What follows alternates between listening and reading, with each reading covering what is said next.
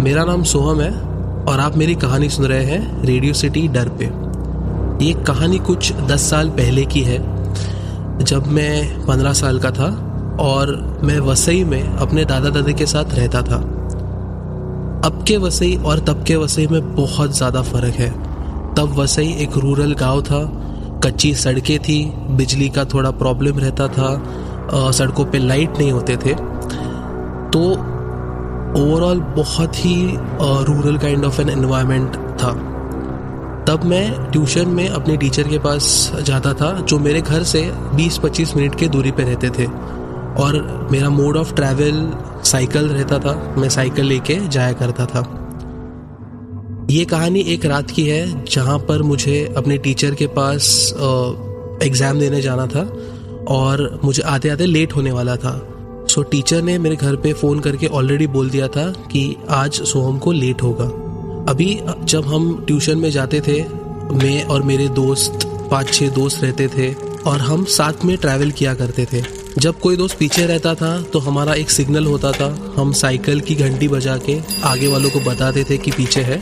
सो हम एक साथ रुक जाते सबके लिए और बाद में आगे साथ में चले जाते थे। उस रात क्या हुआ, मेरे दोस्तों ने ऑलरेडी एग्ज़ाम दी थी, इसलिए वो आगे निकल गए और मैं एग्ज़ाम देने के लिए पीछे रुका हुआ था।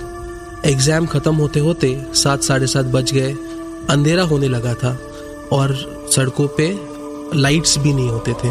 तो मैंने एग्ज़ाम मेरी कंप्लीट की और मैं 8 बजे के आसपास टीचर के घर से घर के लिए चल पड़ा। मेरी जो साइकिल थी वो बहुत पुरानी थी। साइकिल के ऊपर एक सादी सी घंटी थी जो ट्रिंग ट्रिंग करके बजती थी, और सिंस सड़क पे लाइट नहीं होते थे, मेरे साइकिल पे एक छोटा सा लाइट था। उस रात जब मैं टीचर के घर से निकला तो मुझे ऑलरेडी डर लग रहा था। रास्ते पे लाइट नहीं थे, रास्ता कच्चा था, आजू बाजू में कोई भी नहीं रहता था। टीचर का घर और उसके आगे का घर 10 मिनट बाद आता था।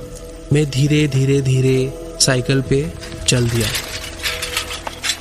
थोड़ा आगे जाने पे मुझे पीछे से एक साइकिल की घंटी सुनाई दी। पहले मुझे लगा कि ये मेरा वहम है, इसलिए मैं थोड़ा धीरे हो गया, पर मैं चलता रहा। आगे चलने के बाद मुझे वापस साइकिल की घंटी सुनाई दी। अब मुझे लगा कि मेरे दोस्त पीछे हैं जो मेरे लिए रुके थे, क्योंकि ये हमारा सिग्नल हुआ करता था कि कोई पीछे से आ रहा है। तो मुझे थोड़ा अच्छा लगने लगा कि मुझे अकेले ट्रैवल नहीं करना पड़ेगा, मेरे पीछे भी लोग हैं। सिंस वो एक हाफ मून नाइट था, मुझे आजू बाजू का थोड़ा थोड़ा दिख रहा था, इसलिए मैं एक वेल के पास आके रुक गया, इन एक्सपेक्टेशन कि मुझे जो पीछे से आ रहे हैं वो लोग वेल के पास मिल जाएंगे।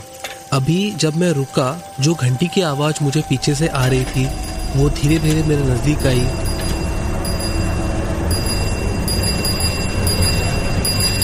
मुझे पास कर गई और मेरे आगे चली गई। मुझे पता ही नहीं चल रहा था कि मेरे साथ क्या हुआ, क्योंकि मुझे कोई भी नहीं दिखा, मुझे सिर्फ घंटी की आवाज़ सुनाई दी। ये सब एक्सपीरियंस करने के बाद मैं वहीं पे खड़ा था, मुझे पता ही नहीं चल रहा था मेरे साथ क्या हुआ है। मैं बहुत ज़्यादा डर गया था। 2 चीज़ें मेरे दिमाग में आ रही थी, मैं आगे जाऊँ मेरे घर की तरफ या मैं पीछे लौट जाऊँ। अगर मैं आगे जाता तो घंटी की आवाज़ भी आगे गई थी, इसलिए मुझे आगे नहीं जाना था। मुझे नहीं पता था मेरे साथ क्या होगा, मेरी बहुत ज़्यादा फट गई थी। तो मैंने एक बार सोचा कि मैं तुरंत साइकिल घुमा के वापस टीचर के पास आ जाऊं, जहाँ पे मुझे पता था एटलीस्ट मैं सेफ रह सकता हूँ। तो मैंने मेरी साइकिल को उल्टा घुमाया और फुल स्पीड में, जितना मुझसे पॉसिबल होता था, फुल स्पीड में मैं मेरे टीचर के पास आके रुक गया। जब मैं टीचर के पास पहुंचा तब मैं काँप रहा था। मैंने टीचर के घर की घंटी बजाई, टीचर ने मुझे देखा और वो भी डर गई कि इसे क्या हो गया।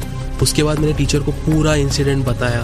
उन्होंने मुझसे कहा कि इतना लेट तुम्हें निकलना नहीं चाहिए था, मेरी भी गलती है, और उन्होंने मेरे घर पे फ़ोन किया। मेरे दादाजी को भी बताया कि ऐसे ऐसे सिचुएशन हुआ है, और मेरे दादाजी बोले कि उसको उधर ही रुकाओ, मैं आके उसको पिक करता हूँ।